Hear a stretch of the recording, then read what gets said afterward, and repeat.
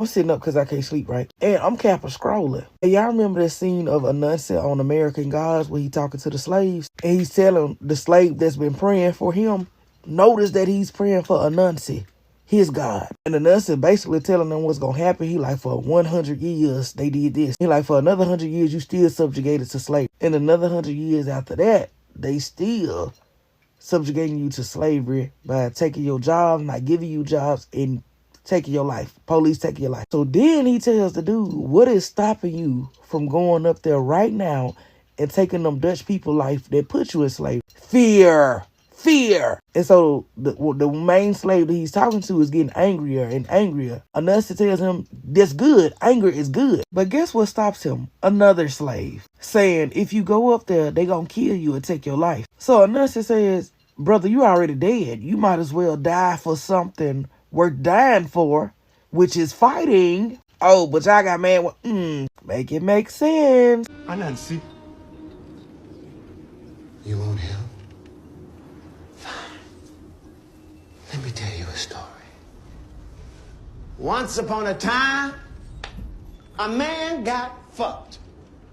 Now, how is that for a story?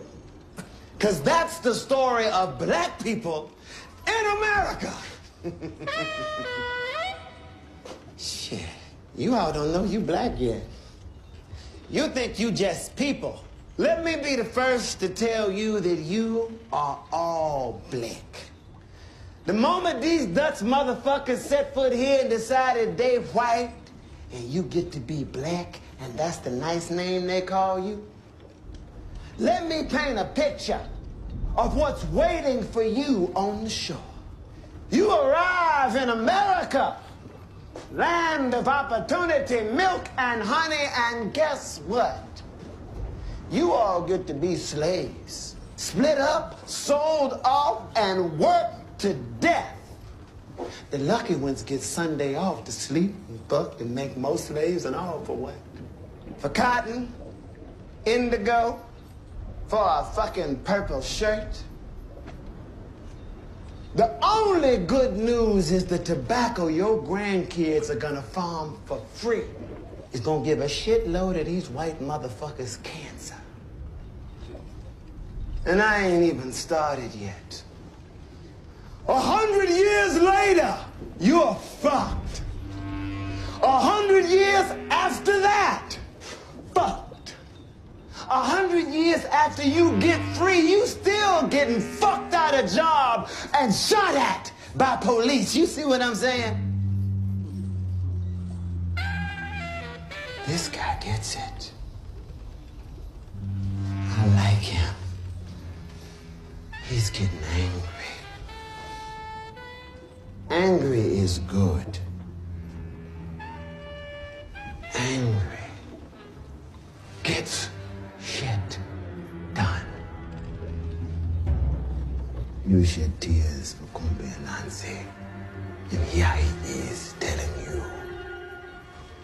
you are staring down the barrel of 300 years of subjugation, racist bullshit, and heart disease. I'm in the Rijksmuseum right now in Amsterdam, and I'm in a room that is covered with ship models and model ships. Many of these are from the Dutch golden age of, quote-unquote, golden age of exploration, trading, and colonization. One ship in particular that caught my attention was this tall-masted white ship in the center of this exhibit display. There's a small plaque in a dark corner of the museum that explains what this ship is. The extra wide hull and the extra tall masts identify this as a Dutch merchant ship specializing in the trade of enslaved people. The ship is named as the White Elephant, de Witte Olifant, and it was specifically designed for African slave trade. And the most disturbing part about this ship is the tall masts. You can see that from all of the other ships in the display, that one has clearly the highest and tallest masts for the largest sails. The reason that it needed those sails was to go as fast as possible across the Atlantic because the human beings would die. even with these ships being the most high speed of any of the Dutch ships at the time, still close to 1/4 of the human beings on board who were being brought across the Atlantic as enslaved workers would die in the crossing. The fact that these new ships were designed faster with bigger and taller masts for this explicit purpose really shows us the fallacy at the root of the saying capitalism breeds innovation, because really exactly what sort of innovation is being bred here? It's gut-wrenchingly awful and painful.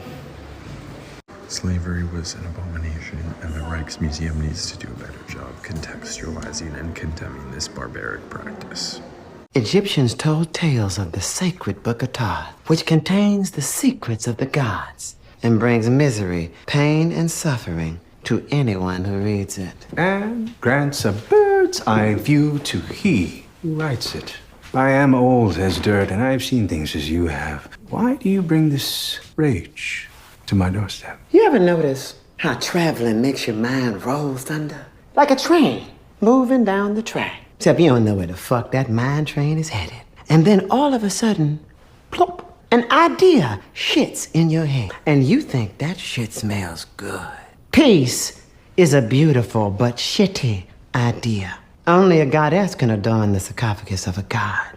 So help me understand what these new gods giveth and what they taketh away. Our thirst does not inspire our confidence, only our curiosity. I am not a god, in the sense that I can tolerate exploitation, oppression, and repression. My worshippers know freedom ain't free. They know the most potent weapon of control for the oppressor is the mind of the oppressed. They know slavery is not a condition. Slavery is a cult. Human trafficking is a cult. Slavery gotta rebrand like motherfucking the alt-right. And snap, another one gone.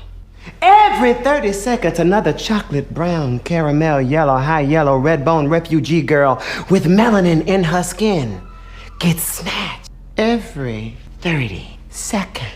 And to make matters worse, these dazzling new plantation owners built a pipeline to take our children from school to prison quicker than a cut can bleed. And the lucky ones go from school to the NFL, where they don't even let them niggas take a knee. They've been programmed from birth with shitty food options, contaminated drinking water, gun violence, police brutality, and trauma after trauma after trauma. PTSD, no therapy. Missing, no Amber Alert. Alone, vulnerable. Snatched. Another one gone. I hear you, brother. And I hear them. I hear each voice, and I write each name. We have lived long enough to know these troubles are timeless. Suffering is not sacred. And moral law is final. Sooner or later, they all lay before me. War need not be the answer. My queen, the world assumes white people are naturally good. So when something bad happens, it's a good person doing a bad thing. They assume black people are naturally bad. So when something good happens, it's only a matter of time before that animal's true nature rears its ugly head. How much longer can we afford to wait? You keep track of days, numbering the years for scribes that record human history. Do you see progress? I count 1, 2, 3 African gods in this room. And 2 of them want to exercise restraint and let the donkey work continue while you live your best life. War is upon us. An old white lady is dead. Wednesday avenges Zoraya Bertrania, but if it was a dead black lady. Your words move me, Anansi. You see me. You and I see the goddess, the queen. These men today look right through me. This country has done things to us. We have done things to us. So what do you propose? I propose we have a drink. A king needs a queen.